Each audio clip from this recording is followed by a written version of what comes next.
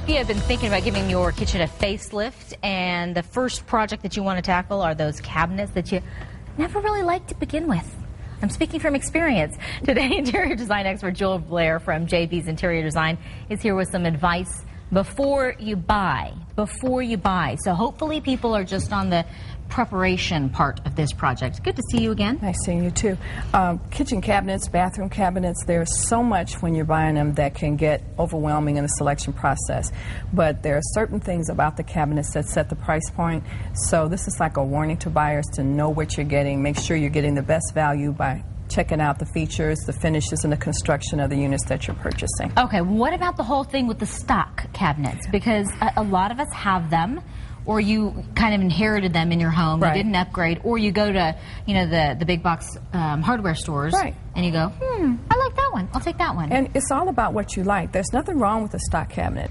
Just make sure that's what you think you're purchasing. Mm-hmm. Don't pay custom prices for a stock cabinet. And I'll just talk about some of the features on the stock cabinet. Most of the doors, as you'll see on the screen, are flat. They call them flat front doors and drawers. When you start looking into the drawer pullouts, you're going to have the rails that are going to be on the side of the drawer, which kind of takes away some of the space that you actually get from the actual drawer because it's going to be mounted in like this. Okay, so you're going to have that extra little hingy thing on the inside of your cabinet. Correct. Right? Okay. And then when you pull these out, they don't come all the way out because that's just not the way they're hinged. This has to hold back here.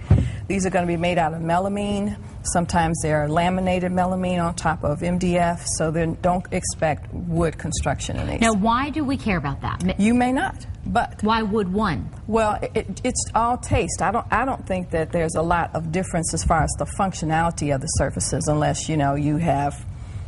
I really don't think there's a difference. It's just taste, but it's the price point.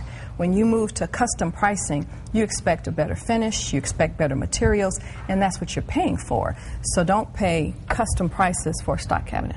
Okay, because otherwise it's all smoke and mirrors of how pretty it is, but not the quality of it. And find something that you like in stock, and you don't have to worry about paying custom prices.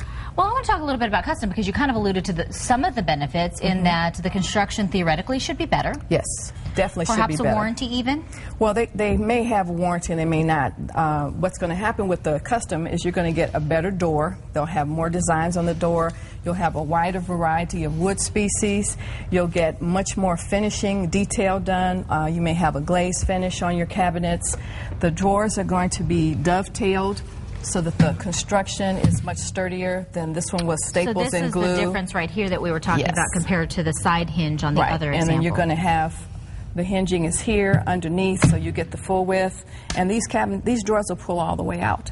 So you can maximize your space? Exactly, maximize the space. And you potentially could also increase the value of your home if you're in the market for a resale because you do have the solid wood cabinetry, and that would be a drawing point, right? Now, I did find out from my research that the cabinet boxes really are never going to be made out of solid wood because wood warps. These aren't? The boxes for the base cabinets and the uppers, they're going to be MDF or plywood because if you had real wood, they would warp. So even your top quality won't have solid wood boxes.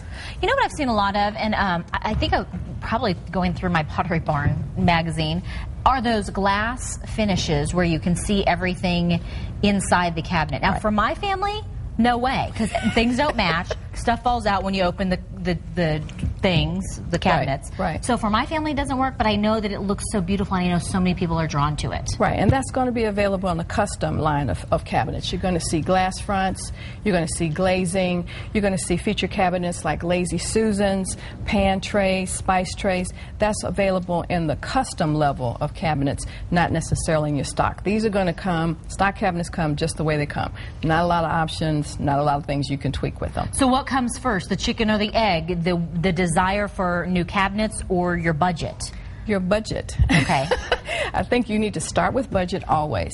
If you're not into a specific species of wood or you don't have to have a special finish, a stock cabinet is going to serve you just fine. Okay.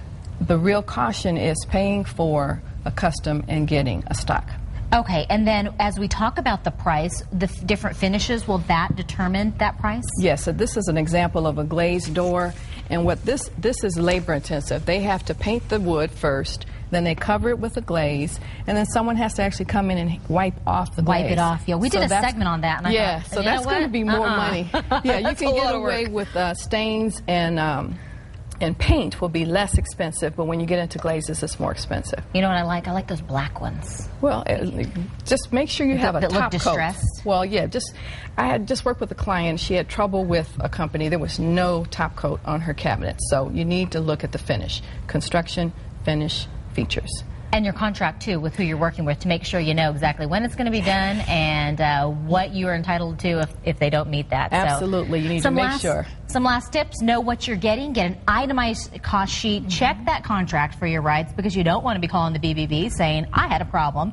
Ask for a completion date. Perhaps provide incentives for finishing early and penalties perhaps for even being late.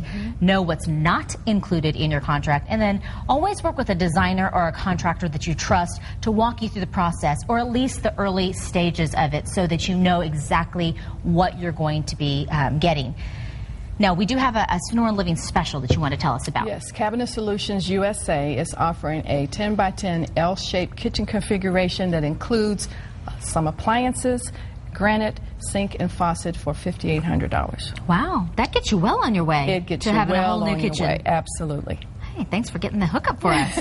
We appreciate that. Now, if you would like to contact Jewel about her design services, you can give her a call. She can walk you through all sorts of stages. It doesn't have to be a big, huge project, or it can be. Whatever you need, she can help you. 623-825-0105. Jewel, great to see you again.